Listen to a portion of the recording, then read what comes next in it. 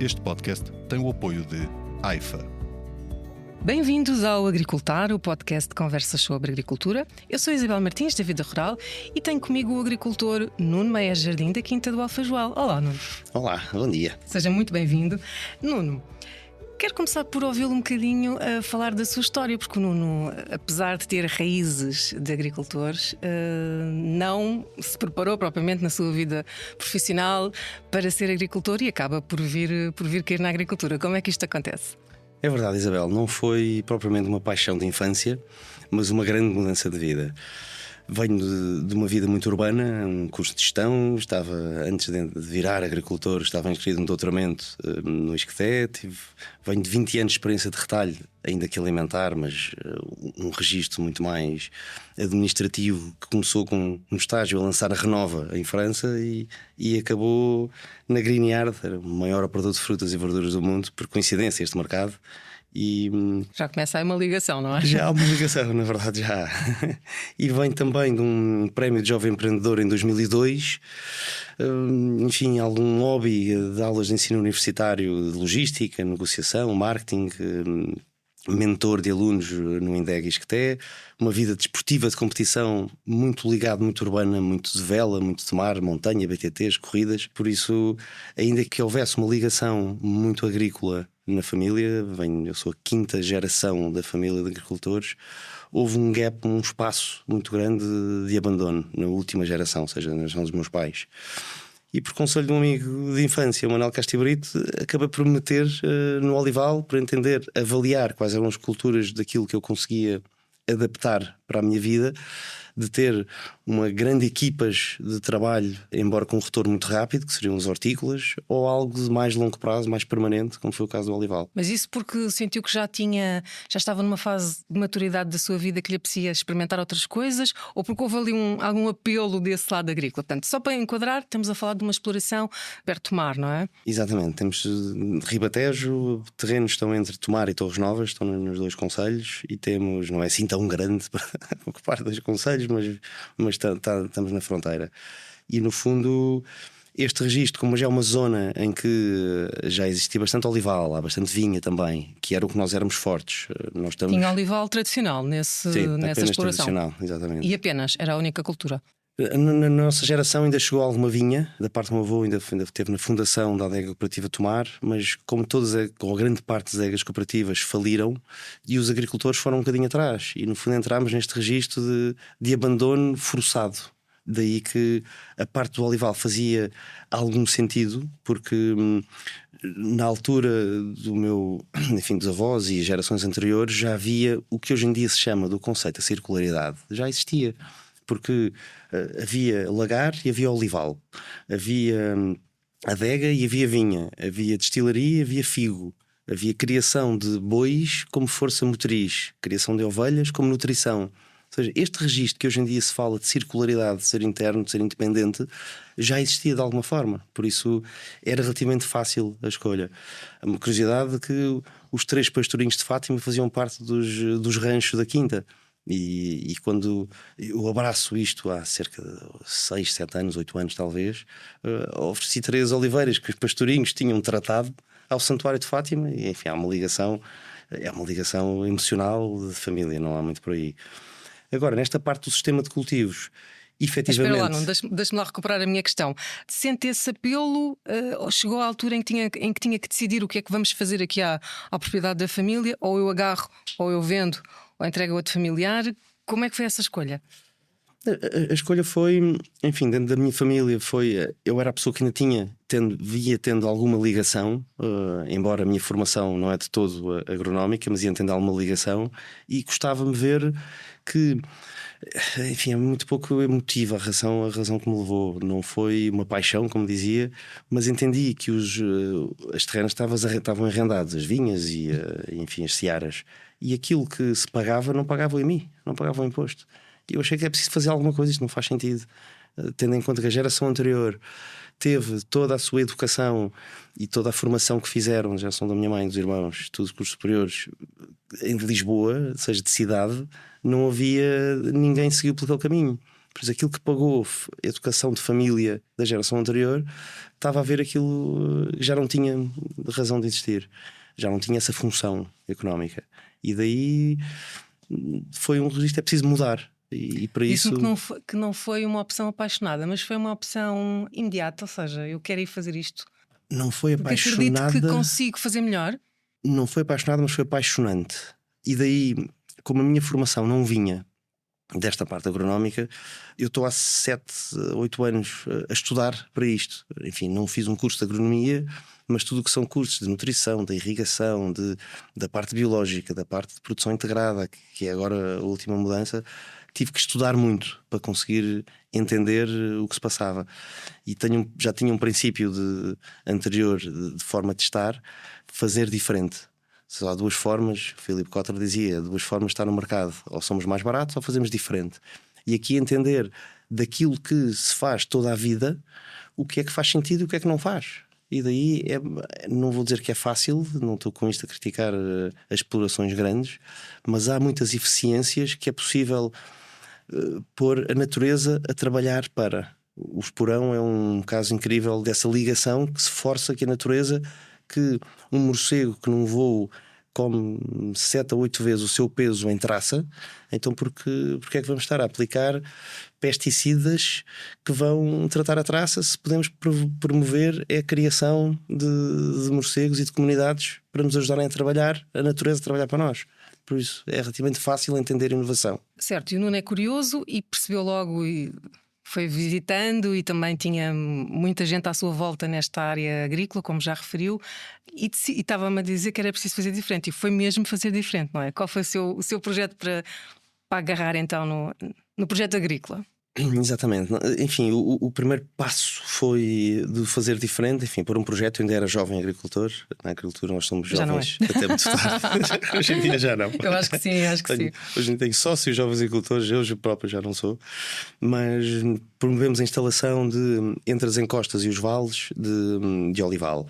E tínhamos 26 hectares de olival em sebe, o que se chama super intensivo, com uma variedade que é muito precoce, a arbusana, e 10 hectares em intensivo, com uma variedade muito autóctone, a cobrançosa, que é chamada a galega atrás dos montes, vamos dizer assim, a galega do norte. E no fundo, para criar esta homogeneidade, além dos 4 hectares de tradicional, que ainda mantemos as galegas, mas apenas por uma questão emocional, aquilo não é. Temos agora uma estratégia de tornar o olival tradicional rentável, através de uma rega deficitária, com o apoio de uma estratégia do professor Mondragão, de Porto Alegre, de que a altura que se rega mais é a altura em que é preciso menos água, que é o verão, que é o endurecimento do caroço. Ou seja, há partes críticas, e a parte crítica é quando nós temos mais água disponível. É muito mais simples e acessível ir buscar água a um poço do que a um furo, que está muito fundo, e o custo energético é muito grande. Tendo em conta que nós não estamos num perímetro de rega, como existe o Alqueva, existem outros, nós temos que ir buscar a nossa água e armazená-la. E deste ponto que, passando a entender que há alturas definidas em que a água em que as árvores têm que estar hidratadas, que não são as alturas de maior déficit de água no solo. E, no fundo, estratégias para reter água, em termos de aumentar a matéria orgânica no solo, integrar as podas no campo, este conceito do smart soil que nós estamos agora a implementar, que no fundo vamos criar um composto circular, ou seja, as podas deixam de ser integradas e ficam no campo, nós vamos recolhê-las do campo. Enfim, nós temos algumas ovelhas e algumas éguas, somos um lar de equinos, e no fundo vamos recolher os seus estrumes para que vamos conseguir criar um composto, muito um benchmark do que fez o Filipe na herdade da Figueirinha. Eles está muito à frente naquilo. O Filipe é um exemplo. E no fundo vamos criar esta estratégia para criarmos o nosso próprio alimento. Ou seja, ainda que efetivamente nós começámos com um biológico e fomos dos primeiros. Portanto, só para situar, o olival de alta densidade em sebe, mas em modo bio, que era uma coisa que não é nada comum também. Nada comum. E no fundo, o conceito do fail forward, falhar e seguir em frente, falhar e aprender. Não entendo que tenha sido um falhanço, porque nós mas não agora. correu bem. Não correu bem. A perspectiva financeira, ou seja, se nós temos os 3 pilares da sustentabilidade, a parte económica, a parte ambiental e a parte social, nada disto funciona se não for houver rentabilidade. Por isso, aquelas práticas que nós vamos continuar a manter, ainda tínhamos saído do biológico, foi o que nós começámos, e passámos para um resíduo zero. Produção integrada, leia-se. Mas muitas das práticas que fazemos, que são aquelas que racionalmente fazem sentido, em termos financeiros, como nós estamos a criar vedações de ervas aromáticas na bordadura do olival, dos terrenos. E o objetivo é que os auxiliares naturais, ou aqueles que nós injetamos, joaninhas, lepidópteras, etc., que vão controlar a cultura, controlar as pragas que afetam a cultura, sejam residentes. A mesma história de não vamos passar a usar herbicidas, vamos continuar a usar a prática que nós fazíamos do controle do coberto vegetal com o intercepas da vinha. Se há um formato que é possível controlar a zona radicular da área, não a entrelinha, mas a linha, para não competir em termos de recursos hídricos com a raiz que lá está, nós conseguimos controlá-la, porque eu vou passar a aplicar um produto que vai matar um coberto vegetal e que no fundo eu tenho raízes de um outro vegetal que lá está, que é uma árvore. Enfim, a parte da sebe é um arbusto mais do que uma árvore, a forma como ela é conduzida, mas não deixa de ter raízes. E daí o objetivo não é tanto ambiental, claro que é ótimo, conseguimos manter a matéria orgânica e ter os resíduos nocivos no mínimo, mais no mínimo possível, mas se faz sentido financeiramente eu não aplicar um herbicida e chegar à conclusão que tenho 1/3 do custo de aplicar um herbicida ou de fazer 3 passagens com intercepas, porque é que eu vou gastar mais? Há alguns em que os números é que têm que bater certo, e se o número da produção não batia certo da parte de nutrição, e aí a nossa passagem, saída do biológico, porque nós temos que aplicar para cada 6 toneladas de azeitona é preciso haver 80, 40, 80 em termos dos NPKs, do azoto, do fósforo e potássio. Isso é muito difícil ir buscar através das vias naturais, e é aí que nós estamos na parte nutricional, que foi o grande salto que demos a passar para o biológico. Em tudo o resto do controle é possível não passar a usar elementos muito químicos para controlar os problemas. Ou seja, Nuno, trouxe os ensinamentos do biológico, pelo que me diz, trouxe também conhecimentos já de práticas regenerativas que já vão um bocadinho além até da própria agricultura biológica, não é? E no fundo práticas sustentáveis, para fazer no fundo esta reconversão, se assim podemos chamar, para o convencional, mas um convencional muito sustentável, não é? Com todo esse ensinamento que trouxe do bio, mas agora com uma eficiência e com um racional económico. Económica acima de tudo, porque nós devemos e podemos olhar no sentido de proteger o ecossistema, o bioma do solo, tudo mais, é tudo muito bonito, mas se os números não batem certo, é o abandono, não é? O abandono, Ninguém... não é possível, e por isso é preciso criar o equilíbrio daquilo que é racional e que é economicamente viável, e é possível, sem entrar em exageros da regenerativa, exageros do biológico, é possível haver uma confluência de práticas que fazem sentido. Ótimo, que promovem diversidade, biodiversidade, o bioma do solo, isso é tudo ótimo.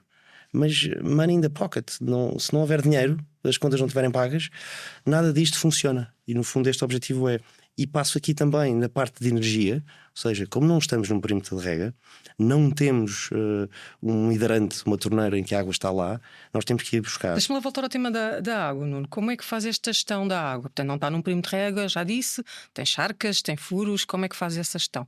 Ou seja, a parte da rega, nós temos alguns poços em que tem um fluxo de rega que é ótimo e que nos dá muitos dos metros cúbicos que necessitamos até junho, julho, vamos dizer assim. E a partir, quando entra no verão, é uma altura em que os poços já não dão água 24 horas por dia, para 2 horas de água tem que estar 4 horas parado, e o que nós temos é um sistema de charcas que vamos abastecendo. E quando chega ao verão, fazemos uma gestão do que vamos buscar um furo, que é muito caro, muito mais do que um poço, e fazemos esta gestão. E a forma como o nosso custo não é um metro cúbico, embora a Agência Portuguesa do Ambiente cobre-nos um metro cúbico no final do ano, é incrível a água que está no nosso campo. O custo é da energia. O custo é da energia. E pela energia nós tivemos que criar... Mas tem rega de precisão. Rega de precisão, sondas no solo, tudo mais. Controlamos, se é um dia de chuva, a rega vai parar. Ou não, a cabeça à frente da máquina. A rega dá-nos, o sistema dá-nos uma informação e nós decidimos pará-lo. E daí que estamos ligados a um ice crop. Temos um sistema em Portugal que é topo do mundo, topo da tecnologia, daquilo que nos consegue apoiar à distância. O que se passa é que A parte de energética, que é o nosso custo, nós temos painéis solares para a bomba de olival, que está numa charca, uma bomba flutuante, e temos uma bomba de olival para o furo e para os poços, que é o que vai abastecer a charca, e daí o que seria, estamos agora a dar o passo seguinte, que é o mais eficiente, é uma rega noturna, mas para a rega noturna não há sol e é preciso ter baterias e armazenamento. É o passo que estamos a fazer a seguir. Mas o facto é que conseguimos reduzir as nossas dependências energéticas em quase 80% do valor. Já neste momento? Já neste momento, sim. Muito interessante esse E valor. no fundo o que nós Com fizemos baterias foi então? incrível. Mas a baterias é mais pela eficiência da água que lá aplicamos do que o custo. Sim, porque consegue regar à noite, não é? A permanência que a água tem no solo é muito maior do que se tiver uma gota a cair num solo que não vou dizer que está a 50 graus como está se estivesse nu, como a terra orgânica, nós cortamos o coberto e ele fica na terra. Não vai estar a 50. Não tens problemas de evapotranspiração, enfim. Tem menos, mas continua a ter. Agora à noite é muito inferior porque a temperatura da primeira camada do solo desce bastante. A partir dos 15, 20 centímetros a temperatura é muito mais estável. Mas cá em cima, onde ela cai, se a terra estiver a 40 graus, ele vai evaporar. E fica muito menos tempo lá. E daí, Quando é que vai começar a testar as baterias? as baterias esperamos que este verão começamos a fazer esse teste. E nós temos um ou outro, um ensaio de campo, que está ligado a polímeros de rega, a polímeros para reter água. No fundo, cada 10 Chamados gramas. hidrogéis, não é? Exatamente. Cada 10 gramas retém 2,5 litros de água. Está a fazer esse ensaio. Estamos a fazer esse ensaio. Fale-me sobre isso, que isso é super interessante e não há assim tanta gente a testar. Não há, porque os testes não têm corrido bem. Daquilo que nós temos a informação. Porque há uma capacidade destes 10 gramas, imagino o incrível que é um pacote de açúcar. Retém 2,5 litros de água. O pacote de açúcar tem um bocadinho menos, mas anda por aí para ter uma noção. O que é que acontece? Ele vai absorver toda a água que está à volta. Ou seja, vai absorver. Não é hidrófobo, não afasta a água. E a forma como se aplica, Como se tivesse um ímã, não é? como se tivesse um ímã, o Trai. que é que acontece? Se a raiz estiver entre 2 destes polímeros que foram injetados, estamos a falar de um espaço, imagino, de meio metro.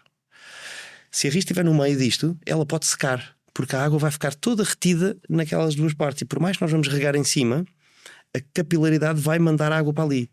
Tem umas vantagens incríveis. Há menos evaporação e há menos percolação, seja para o ambiente ou para o subsolo. Então a questão é a precisão com que se coloca o polímero. A forma. Ou seja, o polímero é um sólido. E aquilo que nós chegamos com o desenvolvimento, isto é uma marca de um polímero, é uma empresa francesa que tem esta patente, e a forma de aplicação foi desenvolvida connosco, que é aplicá-la através de injeção já no estado líquido. A cada 15, 20 centímetros, palmo e meio, vai estar uma injeção abaixo das raízes. Ou seja, vai fazer com que as raízes vão ter que ir à procura da água para baixo, que cria sustentação da árvore, por um lado. Que é a sua também vocação natural, não é? Que é a sua vocação natural, porque ela tem que ir à procura da água. Ou seja, durante 6 meses fora do inverno e da primavera, quando a água está disponível, mas quando estamos a falar do verão, fim da primavera, verão e outono, em que não há água, ela vai ter que ir para baixo à procura, porque o resto do ano ela pode andar à superfície ou no cordão da linha de rega, o que as torna preguiçosas, e nós queremos. Então o polímero, no fundo, acomoda abaixo da raiz essa reserva hídrica, se assim podemos chamar, mini reserva hídrica, exatamente. que a raiz depois pode ir absorver, pode ir beber essa água. No fundo, é esse o ensaio de campo que nós vamos fazer. E esta injeção, como lhe chama, é um sistema muito sofisticado, oneroso? Não é oneroso, mas é complicado de entender, especialmente pelo doseamento. Porque nós, no fundo, estamos a injetar um líquido que já tem um polímero lá dentro. E a forma como vamos fazê-lo dentro da entrelinha é que vamos estar a definir, vamos estar a criar, a formar, a simular o que é o cordão de água. E a gestão do que se injeta em cada um desses injetores que furam a terra a 20, 30 centímetros, a raiz do olival está a 40, 30, 40, destas variedades menos nós utilizamos, essa parte é que demorou 2 anos de estudo. E vamos fazer agora o primeiro ensaio de campo para entender com sensores de umidade o que é a comparação.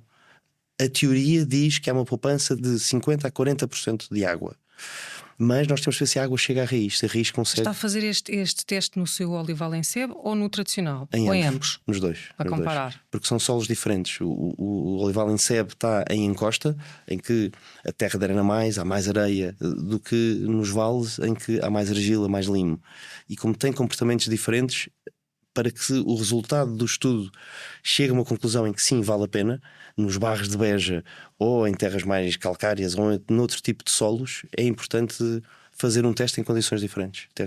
Mas no olival em Sebe já tem o sistema de rega instalado, o gota a gota, provavelmente. Sim, com certeza. Portanto, acresce ao gota a gota, suspende a gota quando estiver a fazer o teste, o ensaio dos polímeros. Sim, no fundo o objetivo será esse, será poder suspender, não suspender, mas reduzir e entender que se eu der 50% da dotação que tem a rua do lado, cada rua tem de 150 a 200 metros de uma SEB, se eu conseguir suspender do outro lado a 50%, com as sondas de umidade, vou entender se a umidade se retém lá também ou não.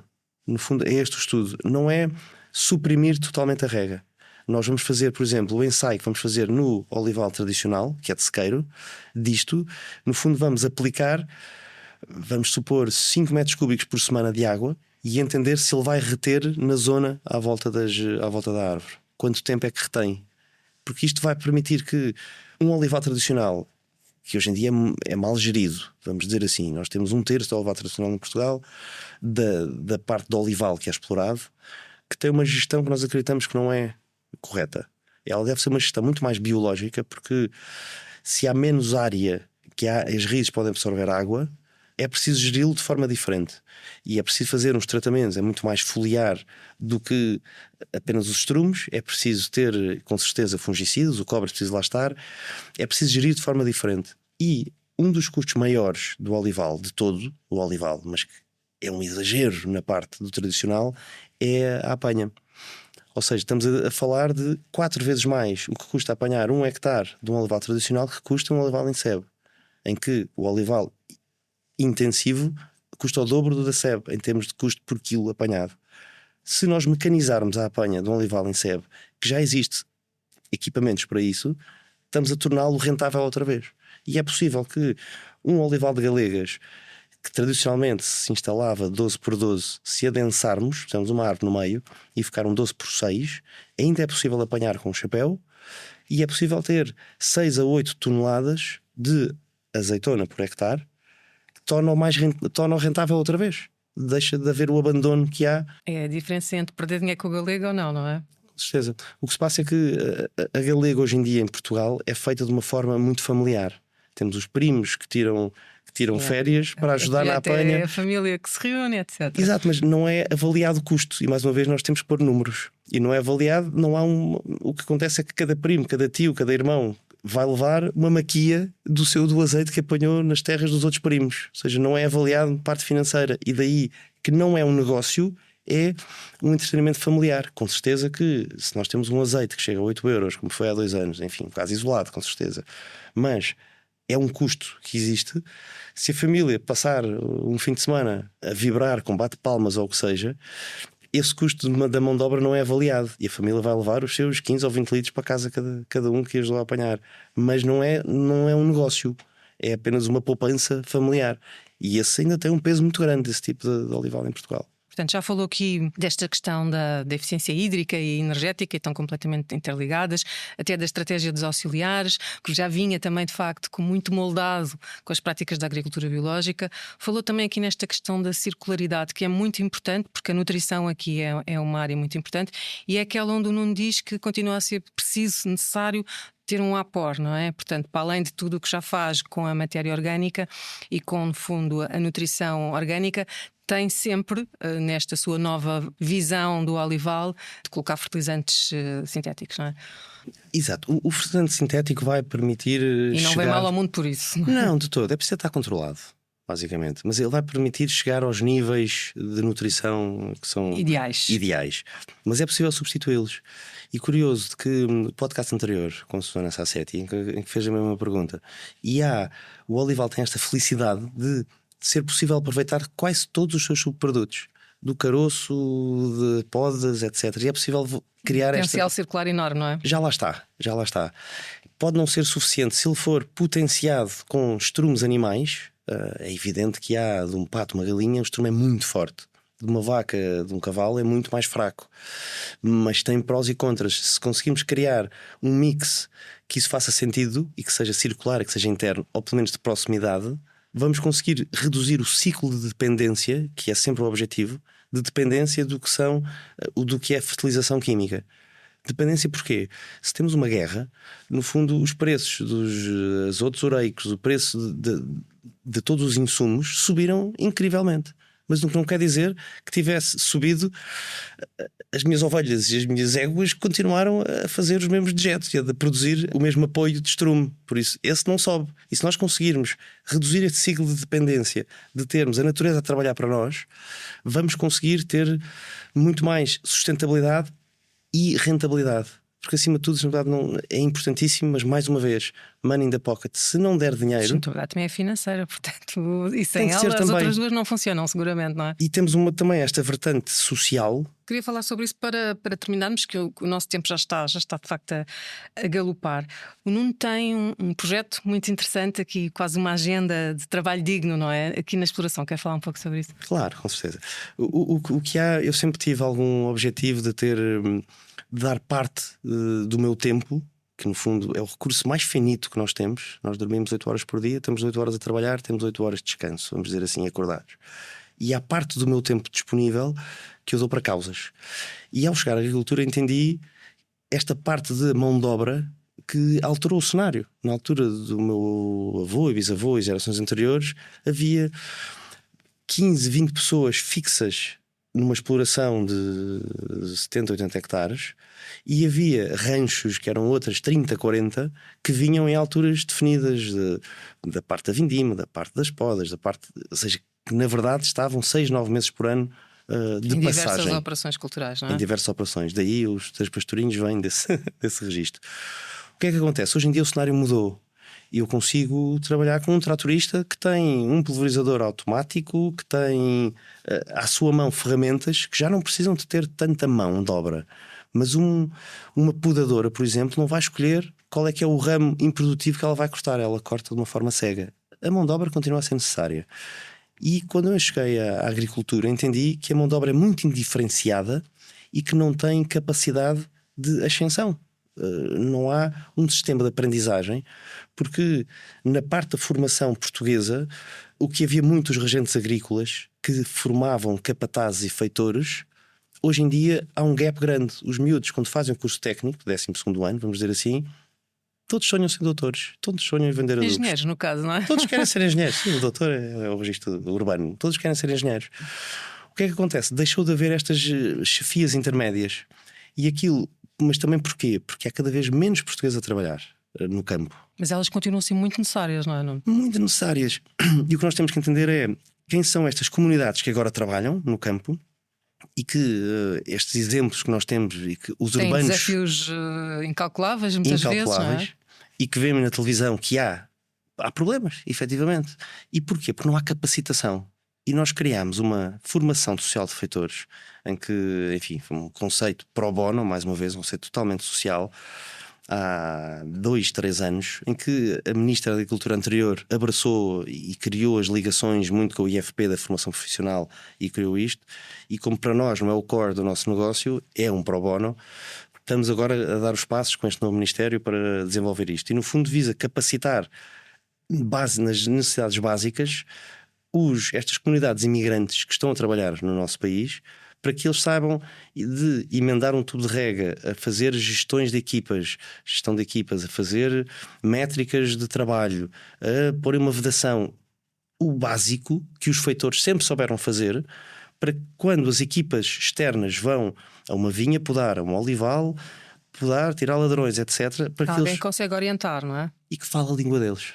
E no fundo, este vai ter uma ascensão social, porque ele vai passar a ser responsável da equipa. E como já não existe essa formação, não por falta do Ministério da Educação, não está apontado a dar a ninguém, é uma coisa social, deixou de haver esta vontade, porque os miúdos querem ser engenheiros, já não querem ser capatazes. E no fundo esta formação social de feitores visa colmatar essa situação, criarmos feitores que hoje em dia já não são portugueses, porque quem trabalha no campo, no nível profissional com certeza, estou a falar de explorações maiores em que tem que contratar prestadores de serviços. E alguns, como a Habitomas, em que são certificados GRASP e que fazem muito bem feito, há outros que não. Ou seja, está a trabalhar com parceiros também neste projeto, não é? Mas parceiros também agricultores ou não? Parceiros, sim. Não consegue atrair outros agricultores para um projeto destes? Não, com certeza, porque este projeto funciona de ter uma parte de formação muito gráfica, porque eles não falam português, muitos deles mal inglês falam, ou seja, é muito imagem, é muito gráfico. De 2 meses em que estão a aprender e depois estão 4 meses no campo, em 4 culturas, vinha, olival, hortícolas e pequenos frutos, em que vão aprender a ser chefes de equipas nessas especificidades. E por isso, eles vão para explorações que têm acordos connosco, que vão estar a pagar e eles vão ser estagiários. Aquilo é um trabalho, é uma formação prática, em que estão a receber um ordenado como qualquer português pode receber do IFP para fazer um curso de eletricidade ou canalizador. Eles vão fazer o mesmo. Mas vão ter a sua parte prática em explorações portuguesas, a perceber como é que funciona, para depois vamos enquadrá-los no mercado, em explorações que usam estas mão de obras e estes prestadores de serviços, para que eles possam colaborar respondendo diretamente ao produtor. É o produtor que lhes paga, é o funcionário dele, e as equipas externas, quando vão trabalhar, têm alguém que fala a língua deles e que vai acompanhá-los. Muito bem, projeto super interessante. Vamos ver se ele arranca, não é? Portanto, está a trabalhar agora, se bem percebi, com este Ministério para tentar levar para a frente este projeto, não é? Exatamente. Ou seja, a parte de ensino com o IFP já estava montada, mas a partir do momento em que, enfim, temos um apoio, o crédito agrícola, que é no fundo o banco da agricultura, quer estar ligado, que faz todo o sentido, e este Ministério independente do Ministério que lá está, isto é um problema que existe. E que afeta, faz sentido e também os nossos certificados sociais afetam as exportações da agricultura portuguesa. Atenção que há exigências lá fora que exigem que haja certificados GRASP. GRASP é a certificação social. E para ter este parâmetro, cumprir este parâmetro, para podermos exportar para a Alemanha, para a França, para retalhistas que são exigentes nisso, e eu tenho essa experiência porque eu trabalhava no retalho com esta gente. Já esteve do lado de lá, não é? Já estive do lado de lá. E para isso é importante que é muito crítico que isto seja muito apoiado pelo Ministério da Agricultura. É um tema muito interessante e muito sensível para a agricultura nacional e para o qual ainda há pouca sensibilização. Portanto, muitas vezes o agricultor entrega no fundo, esta responsabilidade a uma empresa prestadora de serviços, não é? Sem perceber muitas vezes que a responsabilidade é sua em último caso, não é? E este ponto é importante, não é? Quero agradecer-lhe a sua presença e ter vindo aqui partilhar a sua experiência, o seu projeto agrícola de jovem agricultor, como diz, que ainda é, e desejar, obviamente, o máximo de sucesso para a sua exploração nesta caminhada de reconversão para a rentabilidade, sempre tendo em consideração aqui os pilares todos da sustentabilidade. Foi um gosto falar consigo, Nuno. Muito obrigado, Isabel. O Agricultar fica por aqui. Já sabe que pode continuar a acompanhar a atualidade agrícola em vidarural.pt, na nossa newsletter, na app, redes sociais ou numa banca perto de si. Até ao próximo programa. Este podcast tem o apoio de AIFA.